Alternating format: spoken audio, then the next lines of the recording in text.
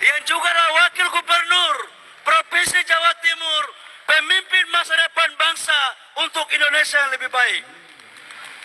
Saudara saya Mas Rifki, Ketua Umum PAN, dan teman-teman semua yang mohon maaf saya tidak sebut satu persatu. Hari ini sudah sore, tapi saya ingin mengecek kekompakan kita dalam memperjuangkan dan merebut kemenangan pasangan Prabowo Gibran. Saya kalau bilang Prabowo Gibran, bilang menang, menang, menang. Saya ulangi, Prabowo Gibran. Saya minta dari sini, Prabowo Gibran. Dari sini, Prabowo Gibran. Kurang kuat di sini, lagi loyo. Prabowo Gibran. Dari sini, Prabowo Gibran. Semua, Prabowo Gibran. Ya kalau begini, mau apa lagi? Apalagi di Kota Perjuangan, yang lain lewat semua. Kita akan kalahkan dalam pertarungan besok. Saudara-saudara saya relawan yang saya cintai, izinkan saya dalam kesempatan yang berbahagia ini untuk menyampaikan salam hormat dari Pak Prabowo dan Mas Gibran untuk saudara-saudara yang ada dalam ruangan ini maupun khususnya di Kota Surabaya. Tadi Bapak Prabowo lagi di Banten dan Mas Gibran ada di Jakarta, dan saya diperintahkan untuk mewakili Bapak berdua untuk hadir di tengah-tengah kita ini. Bapak, Ibu, saudara-saudara semua, kenapa kita membutuhkan pemimpin yang namanya Pak Prabowo Subianto dan Gibran Raka Buming Raka? Saudara-saudara semua, Indonesia adalah negara besar. Tidak bisa dipimpin oleh orang-orang yang baru berpikir mau coba-coba nanti akan. Pak Prabowo adalah figur yang sangat luar biasa syarat dengan pengalaman. Beliau adalah mantan jenderal, mantan komandan Kopassus, Pangkostrat, sekarang jadi Menhan yang disegani di dunia internasional.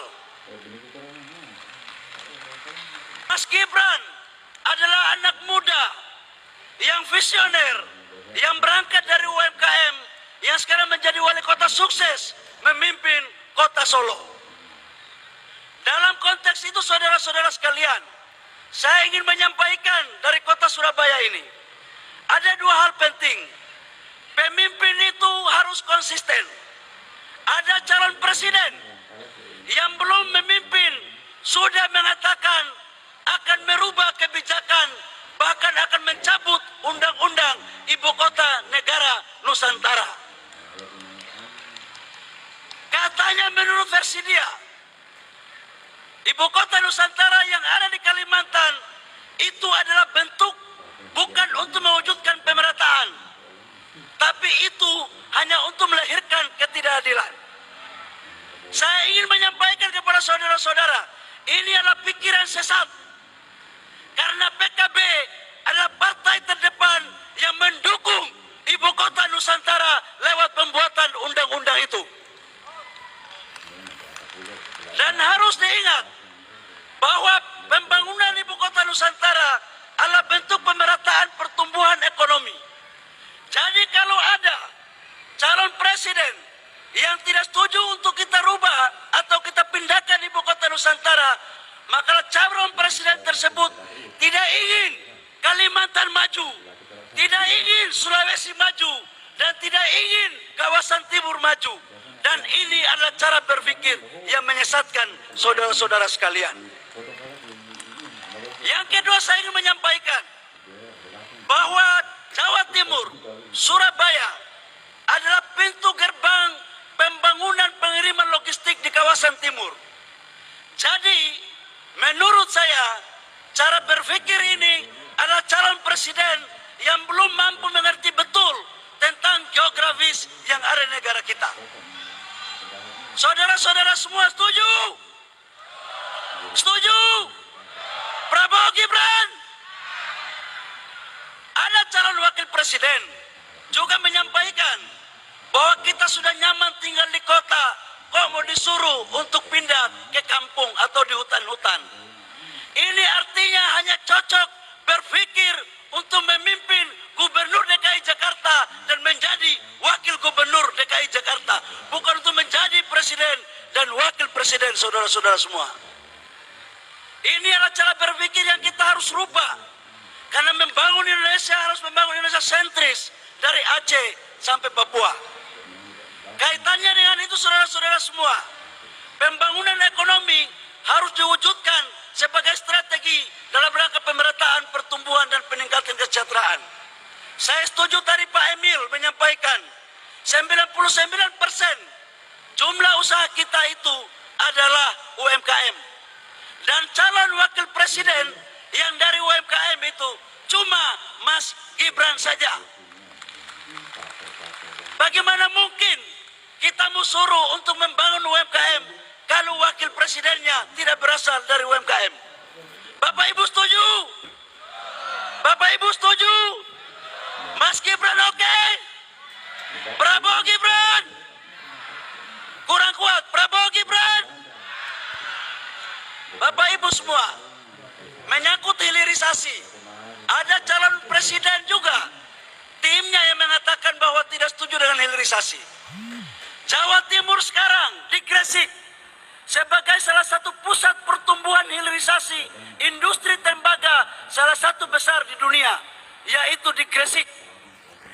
Jadi kalau kita tidak setuju hilirisasi, maka smelter di Gresik tidak akan kita bangun.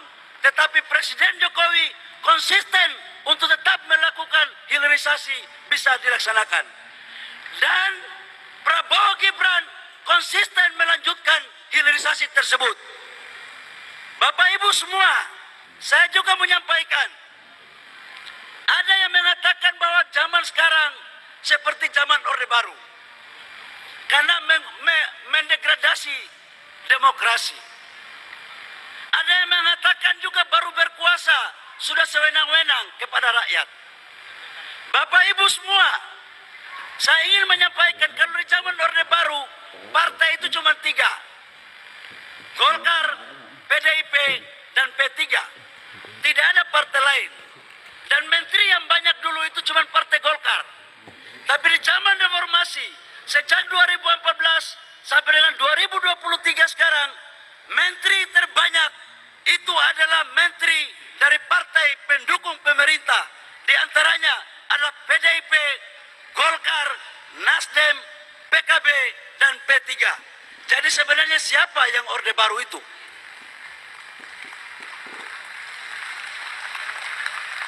Bapak Ibu semua, jangan kita lupa. Di zaman Orde Baru, kayak saya belum tentu jadi menteri karena dari kampung. Dalam konteks keputusan Mahkamah Konstitusi, saudara-saudara sekalian, pada tahun 2004, undang-undang pemilu kita untuk calon presiden itu sebenarnya harus S1. Tapi kemudian direvisi untuk SMA. Nggak ada yang ribut. Itu semua demokrasi. Kenapa sekarang kemudian kita harus mempersoalkan tentang persoalan ini? Bapak Ibu semua, kalau ada capres-capres atau cawapres yang menyinggung kita, jangan kita tanggapi berserius terlalu. Kita happy aja, kita santai saja. Biasanya kalau yang sudah mau kalah itu panik dan bawaannya marah-marah saja. Biasanya marah-marah saja terus. Dan kalau yang menang itu biasanya senyum-senyum saja. Dan insya Allah saya yakinkan Prabowo Gibran insya Allah akan memenangkan pertarungan Pilpres pada 2024 tanggal 14 Februari. Setuju? Terakhir dari saya Bapak Ibu semua. Survei sekarang rata-rata Prabowo Gibran sudah mencapai 45%. Yang lainnya di bawah 30%. Ada juga yang di bawah 25%. Jaga kekompakan. Ajak semuanya turun untuk mendorong agar kita masuk di TPS. Ajak saudara-saudara kita untuk tusuk nomor berapa? Nomor berapa? Nomor berapa? Kita jaga ini terus saudara-saudara sekalian. Saya yakin dan percaya bahwa pesta demokrasi ini kita harus saling menghargai. Biarkan perdebatan konsep, biarkan perdebatan gagasan, jangan perdebatan halusinasi atau perdebatan perasaan. Karena sedang kita melakukan pesta demokrasi, tidak sedang kita melakukan pesta perasaan, saudara-saudara semua. Kalau main perasaan, silakan bercinta saja. Dalam politik dan ekonomi, nggak boleh ada perasaan. Yang ada adalah adu strategi, adu gagasan, dan bagaimana membangun tim kerja yang baik. Bapak Ibu semua, setuju? Relawan Jawa Timur, kita menangkan Prabowo Gibran. Prabowo Gibran. Saya kira hanya itu yang perlu saya sampaikan. Sekali lagi, ajak saudara-saudara semua yang belum punya pacar, segera pacar sekarang untuk antar ke TPS. Pilih nomor berapa?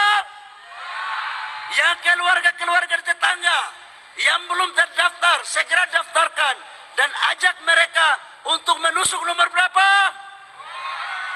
Yang belum memilih kita, rayu mereka dan datang untuk mendukung nomor berapa?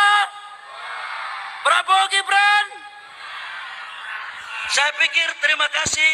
Saya yakin dan percaya bahwa perjuangan kita insya Allah akan dirahmati Allah Subhanahu wa Ta'ala.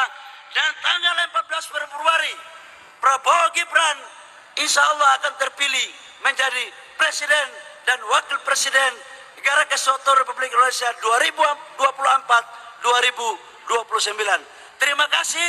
Kurang lebihnya mohon maaf. Wabillahi taufiq wal hidayah. Wassalamualaikum warahmatullahi